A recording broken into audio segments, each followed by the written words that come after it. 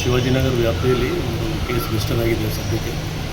Deputy commissioner East ಅವರಲ್ಲಿ ಸ್ಪಾಟಲ್ಲಿದ್ದಾರೆ. ಅವರು station ಹೋಗಿ ಸದ್ಯಕ್ಕೆ 5 ಜನಕ್ಕೆ ನಾವು ವಶಕ್ಕೆ ತಗೊಂಡಿದ್ದೀವಿ. ಇನ್ನೂ ಜನ ಜಾಸ್ತಿ ಇದ್ದರೆ ಅವ್ರ ಬಗ್ಗೆ ನಾವು ಮಾಹಿತಿ ಪಡೆದು ಅದನ್ನು ಕ್ರಮ ತಗೊಳ್ತೀವಿ ಮತ್ತು ಸ್ಟ್ರಿಕ್ಟ್ ಆ್ಯಕ್ಷನ್ ಕೂಡ ತಗೊಳ್ತೀವಿ. ಯಾಕೆಂದರೆ ಇದು ಇಂಥ ಇನ್ಸಿಡೆಂಟ್ ಆಗಬಾರ್ದಾಯಿತು. ಇದು ನಡೆದಿದೆ, ಅದು ಯಾವ ಕಾನೂನಿಗೆ ಅವ್ರ ಕೈ ತಗೊಳ್ಳಿಕ್ಕೆ ಸಾಧ್ಯನೇ ಇಲ್ಲ. ಕೋರ್ಟ್ ಇದೆ ಅಥವಾ ಲೀಗಲ್ ಪ್ರಕಾರ ಏನು ಯಾರು ಮಾಡಬೇಕು ಮಾಡಿ, ಬಟ್ ಸರ್ಕಾರದ ಆದೇಶ ಅನುಸಾರ ಎಲ್ಲ ಕಡೆ ಫುಟ್ಪಾತ್ ಕ್ಲಿಯರೆನ್ಸ್ ಆಗ್ತಾಯಿದೆ. ಸೊ ಇದರಲ್ಲಿ ಯಾರು ಸಿಬ್ಬಂದಿಯವರು ಸರ್ಕಾರಿ ಸಿಬ್ಬಂದಿಯವರು ಅವರು ಸರ್ಕಾರ ಪರವಾಗಿ ಕೆಲಸ ಮಾಡ್ತಾರೆ. ಸೊ ಇಂಥದ್ದು ಕೆಲಸ ಮಾಡುವಾಗ ಯಾರಿಗೆ ಕಾನೂನು ಅವ್ರ ಕೈಗೆ ತಗೊಳ್ಳಿಕ್ಕೆ ಪ್ರಶ್ನೆ ಇಲ್ಲ. ನಾವು ನಿರ್ದಿಷ್ಟವಾಗಿ ನಾವು ಸ್ಟ್ರಿಕ್ಟ್ ಆ್ಯಕ್ಷನ್ ತೊಗೊಳ್ತೀವಿ. DCP ಹೋಗಿದರೆ ಜಾಯಿಂಟ್ ಕಮಿಷನರ್ ಅಲ್ಲಿಗೆ ಹೋಗ್ತಾ ಇದ್ದೀವಿ. ಟೋಟಲ್ ಇಂಜೂರ್ಡ್ ಎಷ್ಟು ಜನ ಆಗಿದ್ದಾರೆ ಸರ್?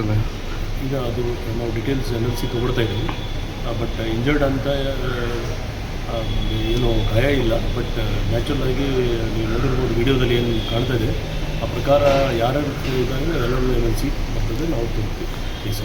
ಈಗ ವಿಡಿಯೋದಲ್ಲಿ ಸಾಕಷ್ಟು ಜನ ಹೊಡಿತಾ ಇದ್ದಾರೆ, ಅದರಲ್ಲಿ ಎಷ್ಟು ಜನ ಅರೆಸ್ಟ್ ಆಗಿದೆ? 5 ಜನ ಅರೆಸ್ಟ್ ಮಾಡಿದ್ದೀವಿ. ಇನ್ನೂ ಜಾಸ್ತಿ ಜನ ಅಂತ ಅವ್ರ ಬಗ್ಗೆ ಕೂಡ ಕ್ರಮ ತಗೊಳ್ತೀವಿ. ಸದ್ಯಕ್ಕೆ 5 ಜನ ಅರೆಸ್ಟ್ ವಶಕ್ಕೆ ತಗೊಳ್ತೀವಿ.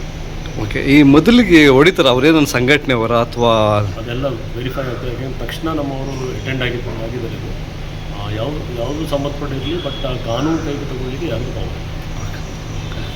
Thank you.